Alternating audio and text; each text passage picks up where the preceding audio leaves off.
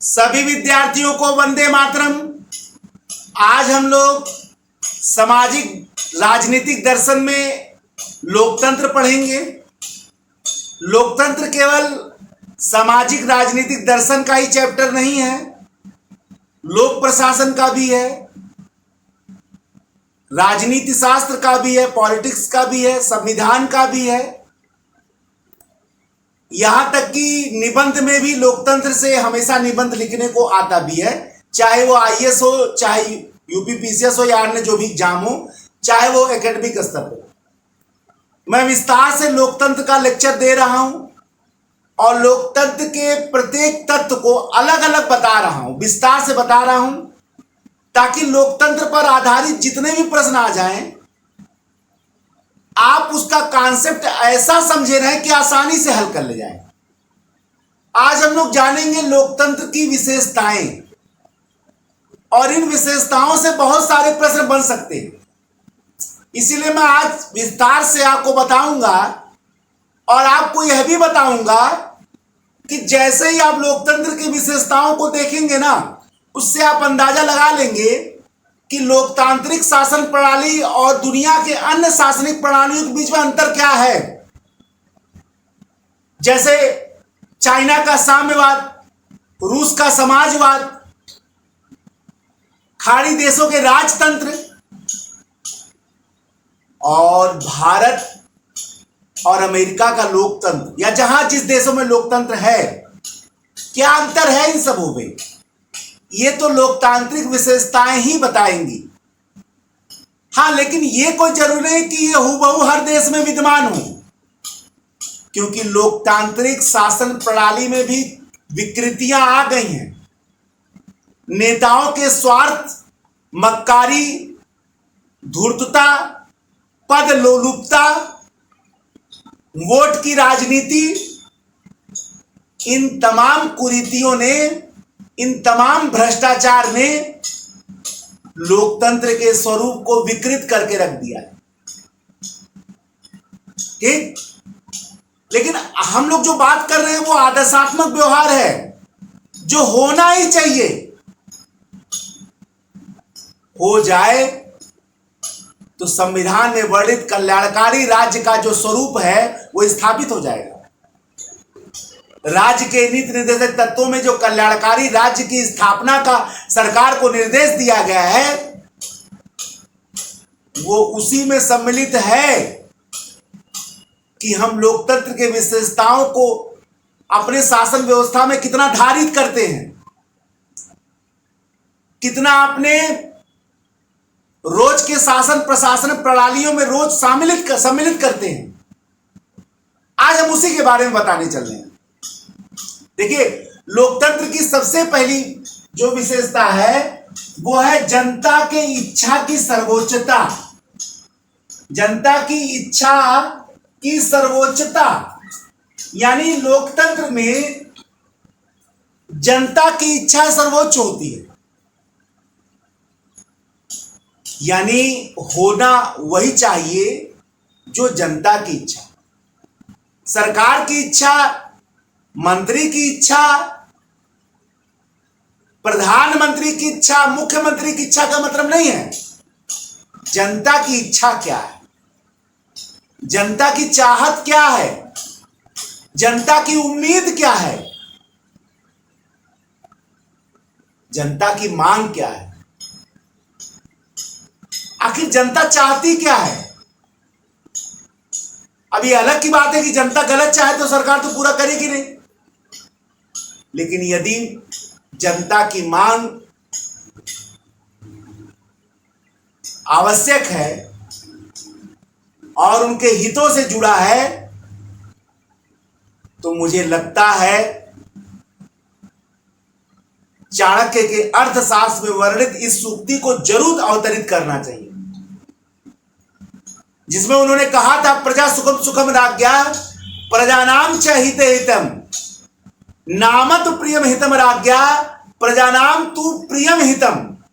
अर्थात प्रजा के सुख में ही राजा का सुख है।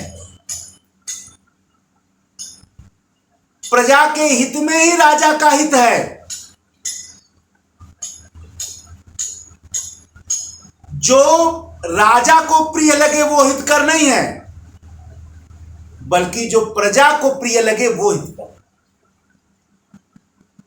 आज से सैकड़ों हजारों साल पहले अर्थशास्त्र में वर्णित यह सूक्ति निश्चित ही लोकतंत्र के आदर्श को वर्णित करती है, और यही जनता की इच्छा को सर्वोपरि मानती है। और वही बात हो रहा है कि लोकतंत्र में जनता की इच्छा क्या होती है? सर्वोच्च होती है। सरकार उसी के अनुसार काम करना चाहिए। मैं जो बता रहा हूं सुध, वो आदर्श व्यवस्था है, होना चाहिए। हो क्या रहा है वो अलग बात है, उसका बात मैं लोकतंत्र के दोष में करूंगा, पहला। दूसरा, जनता के द्वारा चुनी हुई प्रतिनिधि सरकार, जनता के द्वारा चुनी हुई प्रतिनिधि सरकार, यानी लोकतंत्र में जनता, जो लोकतंत्र की दूसरी विशेषता है, जनता की चुनी हुई प्रतिनिधि सरकार शासन करती है। यानी लोकतंत्र में जनता अपने प्रतिनिधियों का चुनाव करती है और वही प्रतिनिधि जाकर सरकार बनाते हैं और देश का शासन और राज्य का शासन चलाते हैं। यानी जो लोकतंत्र है वो एक प्रकार से प्रतिनिधियात्मक लोकतंत्र है, रिप्रेजेंटेटिव डेमोक्रेसी है। अब जनता तो स्वयं जाकर शासन कर नहीं सकती है, जैसे डायरेक्ट डेमोक्रेसी है स्विट्जरलैंड में। आज जहां करोड़ों और अरबों की जनसंख्या है, ऐसा कोई हाल या ऐसा कोई संसद नहीं है जहां जनता बैठ के नियम कानून बनाए और अधिकारियों का चुनाव करे, नेताओं का चुनाव करे। ऐसे केस में जनता अपने प्रतिनिधि चुनती है। जैसे राज्यों में विधायक जो विधानसभा में जाकर मुख्यमंत्री का, बहुमत दल के नेता मुख्यमंत्री का चुनाव करते हैं, और सांसद जो लोकसभा के चुनाव में बनते हैं, और वो लोकसभा के सांसद जाकर बहुमत दल के नेता प्रधानमंत्री का चुनाव करते हैं। यानी ये लोग प्रतिनिधि हैं हमारे, और यही लोग जाकर सरकार या प्रधानमंत्री, मंत्री, मुख्यमंत्री और मंत्रियों का क्या करते हैं? निर्माण करते हैं। एक प्रकार से ये प्रतिनिधियात्मक लोकतंत्र है। यानी यहां सरकार का प्रत्येक मंत्री, सरकार का प्रत्येक नेता जनता का प्रतिनिधि है, जनता के हितों का प्रतिनिधित्व कर रहा है, जनता के समस्याओं का प्रतिनिधित्व कर रहा है, जनता के सरोकारों का प्रतिनिधित्व कर रहा है। यही है प्रतिनिधियात्मक लोकतंत्र। और लोकतंत्र में जनता का सरकार जो है वो प्रतिनिधि सरकार होती है। इसके बाद लोकतंत्र में निष्पक्ष एवं आवधिक चुनाव होता है। लोकतंत्र की जो अगली विशेषता है, इसमें निष्पक्ष एवं आवधिक चुनाव होता है। ठीक है, चुनाव जो है वो निष्पक्ष होता है, और कुछ कुछ अवधियों के बाद, तो यहां अवधि क्या है? 5 वर्ष, क्योंकि चाहे वो केंद्र सरकार का अवधि 5 साल होता है, चाहे राज्य सरकार का अवधि 5 साल होता है। तो आवधिक चुनाव होता है, माने 5 साल बाद। अब मध्यावधि चुनाव हो जाए, उपचुनाव हो जाए, बात अलग है। लेकिन जो आम चुनाव हो तो 5 साल में ही होता है। सरकारों का कार्यकाल तो 5 साल होता है, चाहे वो राज्य सरकार हो चाहे केंद्र सरकार हो। तो आवधिक चुनाव तो हो ही गया, 5 साल बाद ही होगा। और चुनाव का जो आधार वो निष्पक्ष होना चाहिए। निष्पक्ष हो कहाँ रहा है? जाति के आधार पर हो रहा है, धर्म के आधार पर हो रहा है, भाषा के आधार पर हो रहा है, धन दौलत के आधार पर हो रहा है, पदों के आधार पर हो रहा है। आप बताइए, भारत या जैसे देशों में चुनाव का जो व्यवहार है केवल सरकार के निर्माण के आधार पर संचालित होता है? नहीं, चुनाव प्रक्रिया जो है वो सबसे बड़ी जो कारक है वो जाति है। जाति है, धर्म है, क्षेत्र है, पैसा है, पद है, स्वार्थ है। आप लोग तो ये भी कहेंगे भाई, जब विकल्प यही है तो दिया किसको जाए?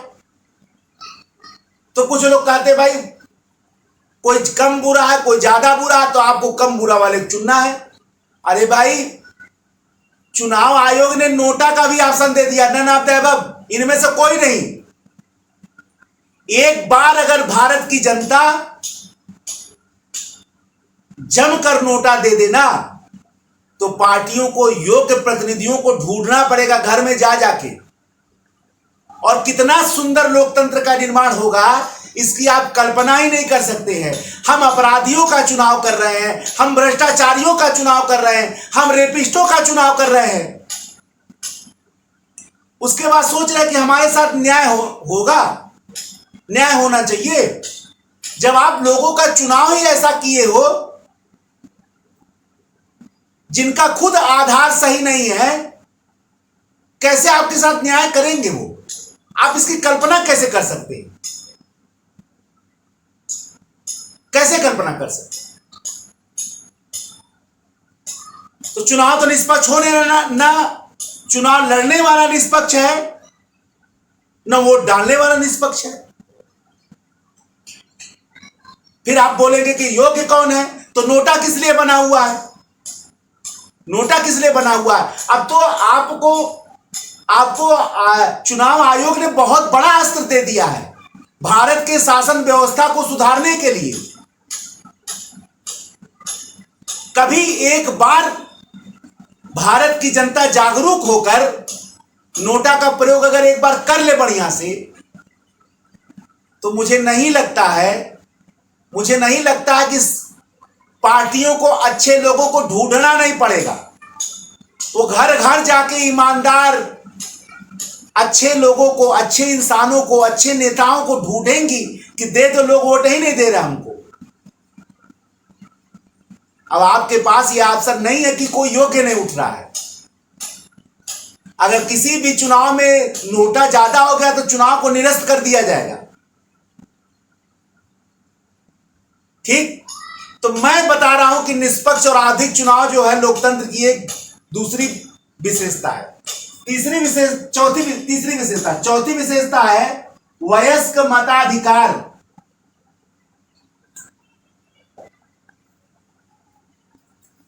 वयस्क का मतलब हो गया एक निश्चित आयु पूरा करने के बाद। पहले ये 21 साल था, अब क्या कर दिया है भारत में 61वें संविधान संशोधन 1989 के माध्यम से अब भारत में जो चुनाव है, मतदान का जो आयु है वो 18 वर्ष हो गया है। भारत ही नहीं बल्कि दुनिया का जहां भी लोकतंत्र है वहां वयस्क मताधिकार की प्रणाली अपनाई जाती है। यानी जब व्यक्ति की आयु एक निश्चित अवस्था को पार कर जाती है, माने एक निश्चित आयु को प्राप्त कर लेती है, तभी उसको मतदान करने का अधिकारी माना जाता है। इसको बोलते हैं वयस्क मताधिकार। ये लोकतंत्र की अगली विशेषता है और बहुत महत्वपूर्ण है। ऐसा नहीं कि किसी छोटे व्यक्ति को आप वोट डालने का अधिकार दे दीजिए और आम आदमी उसको फुसला बहला ले कि भाई चलो हमको वोट दो। यानी जब वो व्यक्ति सोचने समझने लायक हो जाए तब जो है उसको वोट डालने का अधिकार दिया गया है। ये लोकतंत्र की बहुत बड़ी विशेषता है जिसको आप कह सकते हैं वयस्क मताधिकार। अगली जो महत्वपूर्ण विशेषता है लोकतंत्र की, वो ये कहती है कि जो सरकार है वो सीमित एवं संवैधानिक है। सीमित एवं संवैधानिक सरकार।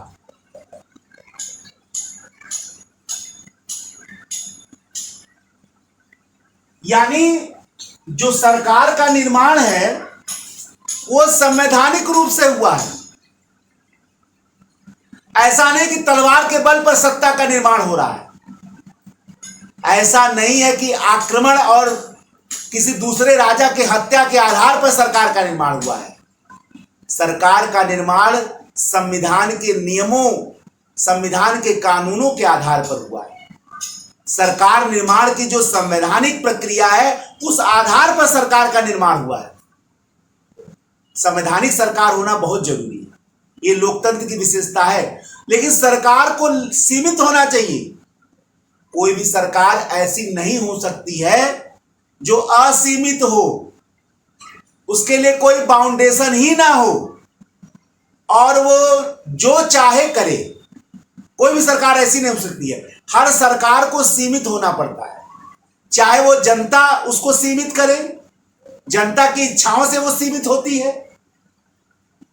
इसके अलावा न्यायपालिका के द्वारा वह सीमित होती है। और सबसे बड़ी बात है, कोई भी सरकार संविधान से सीमित है। भारत की कोई भी सरकार या दुनिया के किसी भी लोकतांत्रिक देश की सरकार उस देश के संविधान के सीमा का अतिक्रमण नहीं कर सकती है। उसको संविधान के अंदर ही रहना है। तो सबसे बड़ा लोकतांत्रिक सरकारों की जो बाउंड्री है वो तो संविधान है। इसीलिए मैं बता रहा हूं कि सरकारें जो हैं वो सीमित हैं, संवैधानिक है। अब आप चाइना में बात करेंगे, कम्युनिज्म है, तानाशाही है, कोई बाउंड्री नहीं, सरकार जो चाहे करे, कोई बाउंडेशन नहीं है। अभी वहां आप सरकार के खिलाफ मोर्चा निकालिए तो चलवा देगा, चलवाए भी है कई बार, इसको कोई बताना नहीं है। मीडिया पर बैन है, आंकड़ों पे सब बैन है। क्या ऐसा अन्य देशों में, लोकतांत्रिक देशों में संभव है? भाई देखिए, तमाम प्रकार की समस्याएं चल रही हैं, लेकिन आप उस नहीं कह सकते कि असंवैधानिक सरकार है या संविधान से ऊपर है। या आप यह भी नहीं कह सकते हैं कि सीमित सरकार नहीं, बिल्कुल सीमाएं हैं। कुछ घटनाएं, दुर्घटनाएं घट जाना, हाँ की घटनाएं तो भारत जैसे देशों में बड़ी भयानक भयानक घट रही हैं, लेकिन ये थोड़ा कह सकते हैं कि ये असीमित सरकार है या असंवैधानिक सरकार है, ऐसा नहीं कह सकते। चल तो सरकार संविधान से ही रहा है, संविधान से विचलन होगा तुरंत सरकार गिर जाएगी, बताने की जरूरत नहीं हमको। ये बात जो सरकार चला रहा है वो भी जानना है, और भाई यह भी बताने की जरूरत नहीं कि जिन लोगों ने संविधान का अतिक्रमण किया है उनकी सरकार गिर गई है, इसलिए हमें बताने की जरूरत नहीं। कोई भी हो, संविधान को भारत जैसे देशों में कोई भी संविधान का अतिक्रमण करेगा, सरकार उसकी राह नहीं पाएगी। इसीलिए कहा गया है लोकतंत्र की जो अगली विशेषता है वो है सीमित एवं संवैधानिक सरकार। लोकतंत्र की जो अगली विशेषता है वह यह कहती है कि सरकार के हाथों में जो राजनीतिक शक्ति है वो जनता के अमानत के रूप में है। सरकार के हाथों में जो शक्ति है, राजनीतिक शक्ति है, वो जनता की अमानत है, वो सरकार का अपना जागीर नहीं है, वो जनता की अमानत है। अब आप कहेंगे सर जनता की अमानत कैसे है? अगर संसद में कोई कानून पारित होता है तो वो सबको मानना बाध्य है। अब आप कहेंगे कि सर कैसे, वहां कुछ लोग पारित कर रहे हैं तो सबको मानना बाध्य कैसे हो जाता है? क्योंकि जो लोग संसद में चुनकर गए हैं उनको किसने चुना है? जनता ने ही चुना है। और जब वो लोग मिलकर संसद में कोई कानून बना रहे हैं तो वो कानून एक प्रकार से जनता ने ही बनाया।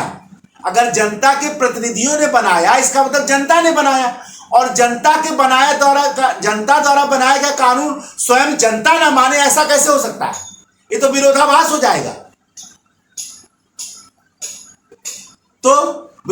हो जाएगा। इसीलिए सबको मानना बाध्य है।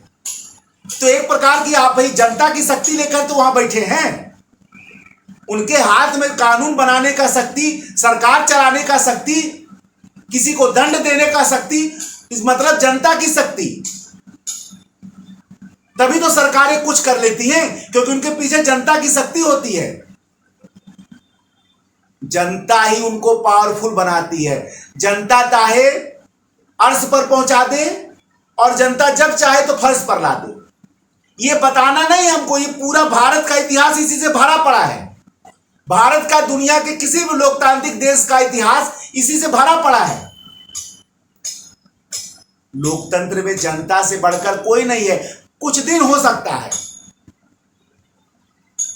ठीक है ना, लेकिन लोकतंत्र में एक ना एक दिन अगर जनता जागरूक हो जाती है तो किसी भी बुरी शक्ति को संचालित नहीं होने दे सकती। लेकिन अगर आप ये सोच रहे हो कि कुछ घटनाएं घट जा रही हैं और उस आधार पर सरकार असंवैधानिक हो गई, असीमित हो गई, ये बात नहीं सही।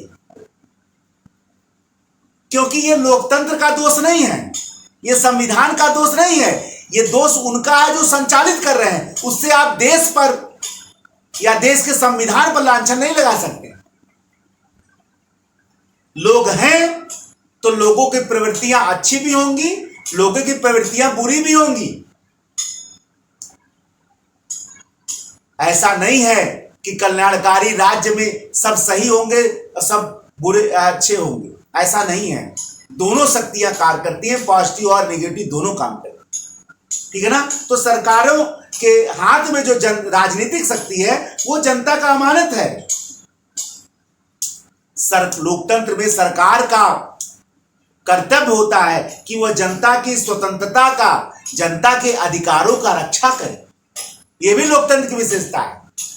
सरकारें लोकतंत्र स्वतंत्रता पर बंधन नहीं आरोपित करती हैं। सरकारें उन परिस्थितियों का निर्माण करती हैं, उन व्यवस्थाओं का निर्माण करती हैं जिससे जनता अधिक से अधिक स्वतंत्र महसूस करे, जिससे जनता के अधिकारों का रक्षण हो। यह भी लोकतंत्र की विशेषता है। इसके अलावा लोकतंत्र में न्यायालय निष्पक्ष होता है।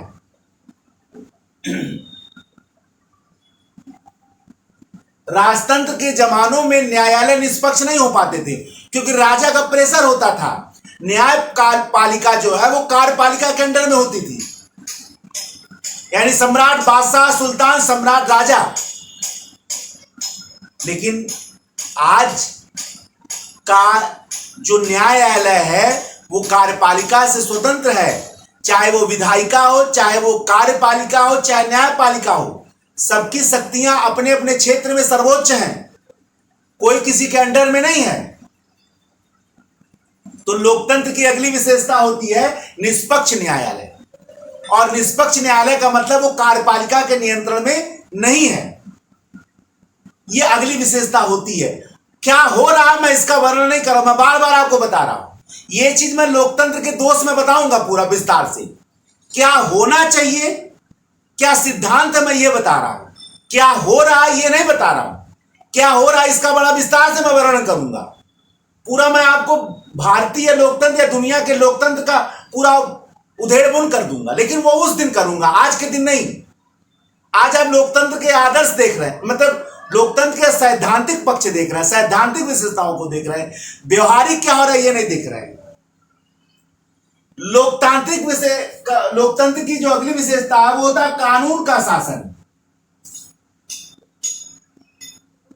लोकतंत्र में ऐसे नियम